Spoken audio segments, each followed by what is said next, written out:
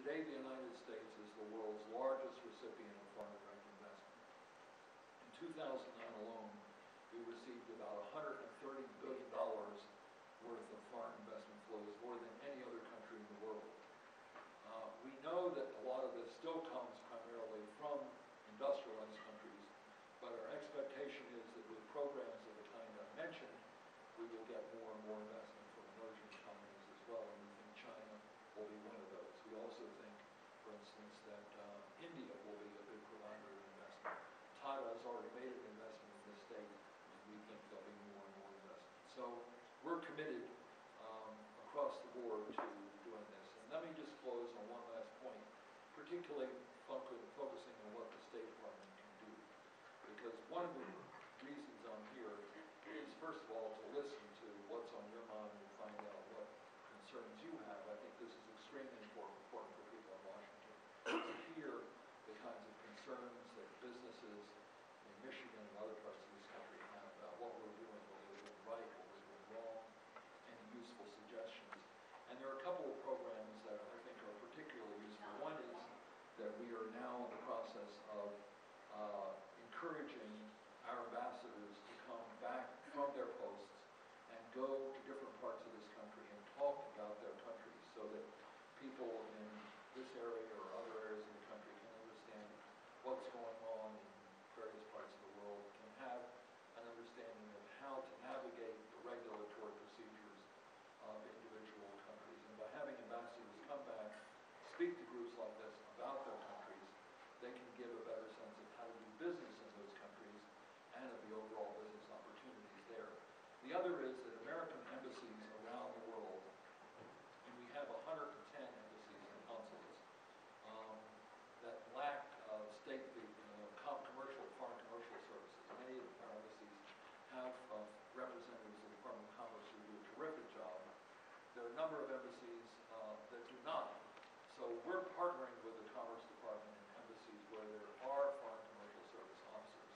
But in embassies where there are not, we use State Department people to do the same thing. So together, working with the Commerce Department and working by ourselves in conjunction with the Commerce Department representatives here, who do a terrific job, what we're trying to do is mobilize our embassies, mobilize the officials in our embassies around the world to support American companies. So there's a website that the Department of Commerce has, there's a phone number the Department of Commerce maintains, and if you contact that number or that website, they will tell you about opportunities abroad. And we in the State Department work with the Commerce Department, and we also have mobilized our embassies to be helpful to all of you who need information about sales to other countries and need information about their regulations and their customs procedures and a number of other things. So we see the State Department as being a major supporter of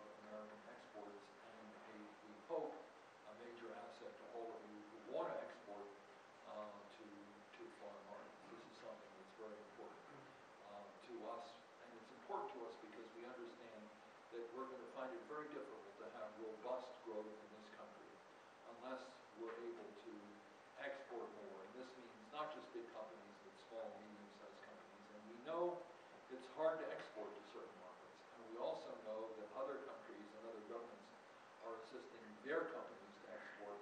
We need to do the same thing, and that is our goal as a State Department, and that is to essentially be boosters of American sales. When the Secretary of State, the President of the United States, other officials such as myself go to various parts of the world, we advocate for American companies. Not just large companies, but small and medium-sized companies as well. And therefore, we would like you to see us as assets that you can call when you need us to export to different countries around the world. We need to do this in part because we know it's beneficial to jobs in this country.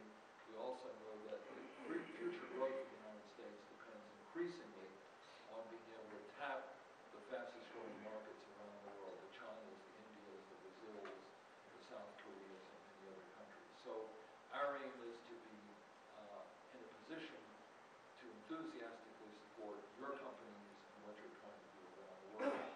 And the Asia-Pacific region being the fastest growing region of the world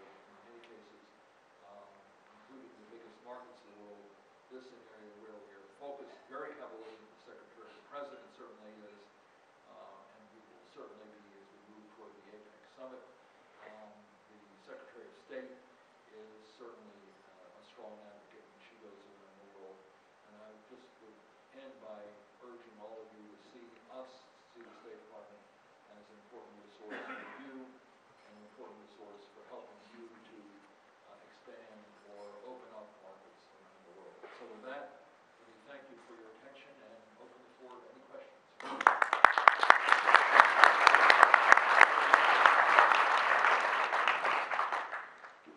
Well, since I'll just talk louder. Since Undersecretary of the microphone, Teresa, APACC staff is going to walk around. If anybody have questions on their cards, please raise your hand, and Teresa will be right over.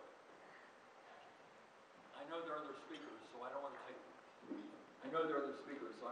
too long, but we will certainly collect the questions that I don't have time to answer and try to get back to you by email if you've left your email address.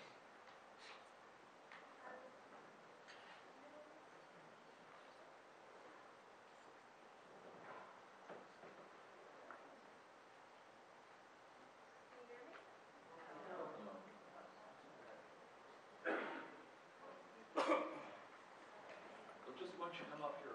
I can use this. Here you go. What is the long-term prognosis for Michigan and U.S. economy in the wake of horrendous loss of manufacturing jobs to lower wages countries in Asia? Thank you. Okay. Thanks very much.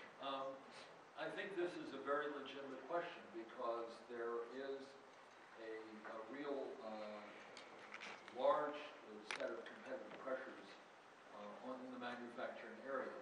But I don't think that that means that the manufacturing sector in this country has to shrivel up and die. In fact, I can see real opportunities for a revitalization of the manufacturing sector in the United States.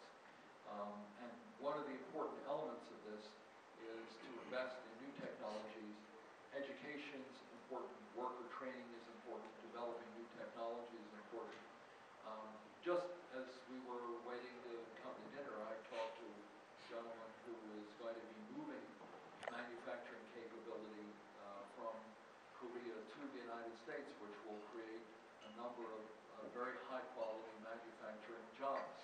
And I think that if we can have an open investment environment, and if we can maintain the dynamism of American research and development and innovation, we can do this. If you, for instance, I went to the GM factory producing bolts. This is a new product, a new car, a new kind of car, a new technology that has enabled a number of people to have jobs or to have more secure jobs than they would have had without it. So innovation, I think, is the critical area.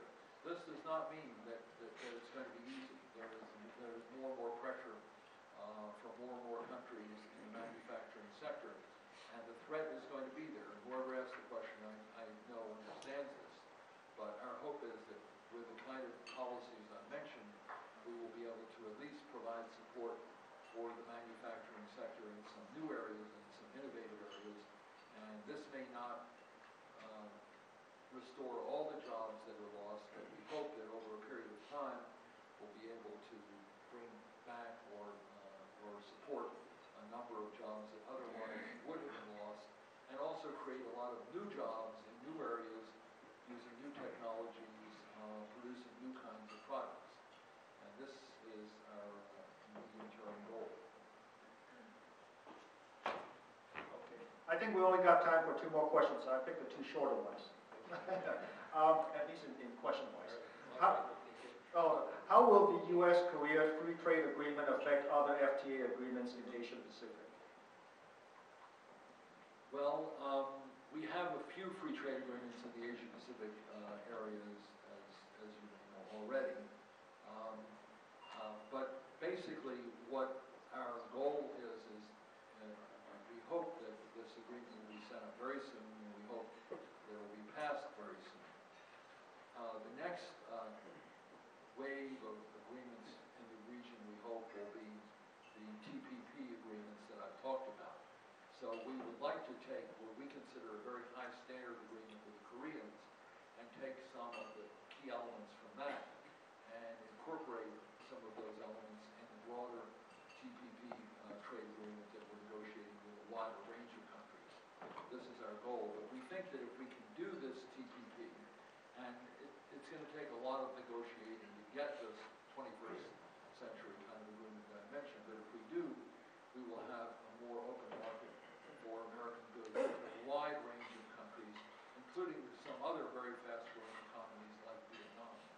So if we can do this, we think we'll have more openness, but more, just importantly, a common set of rules in the region, which will enable American companies to enjoy not only more market access, but common sets of standards, common sets of regulations, common sets of environmental policies, so that they can sell more easily in a more seamless way to the region. Thank you. I think if you have the answer for this question, whoever wrote this question have to give Undersecretary a consulting fee. What products are better to export to Asia versus localizing and making the product in Asia? Well, I think it's a very good question. It's probably the kind of question that individual companies could better answer than I can. I think there are a number of products that we are demonstrating our innovative capability to advance new technologies. And one of them is one that I've talked about earlier, and that is new energy technologies. I do think that a lot of work is being done. One of the points that was interesting when we were talking to people at the GM plant is that a lot of people who might 5 or 10 years ago have gone into semiconductors or Silicon Valley kinds of companies now see opportunities, really creative new opportunities in the auto industry, because the auto industry is modernizing very rapidly. It's becoming not just a transportation vehicle, but a communications center. It's developing new kinds of energy technology. There's a lot of innovation in this sector that will attract younger people, smart people, innovative people to the sector. So I do think that some aspects of green energy, of modern energy technology, can be very important products for strengthening American growth, for reducing dependence on imported oil, and over time for exporting. I think the pharmaceutical sector, we have a very, very robust pharmaceutical sector in this country with a lot of innovation going on in traditional pharma and also in the biotech sphere, and I think that represents an important opportunity for exports. And the agricultural area, the U.S. is still a very, and continue to be a very robust exporter of agricultural goods. So it seems to me these are just three. I think there are thousands and thousands of areas where innovative American business, where creative workers, where venture capital supports new technologies. There are a lot of areas where there's an opportunity for the United States to make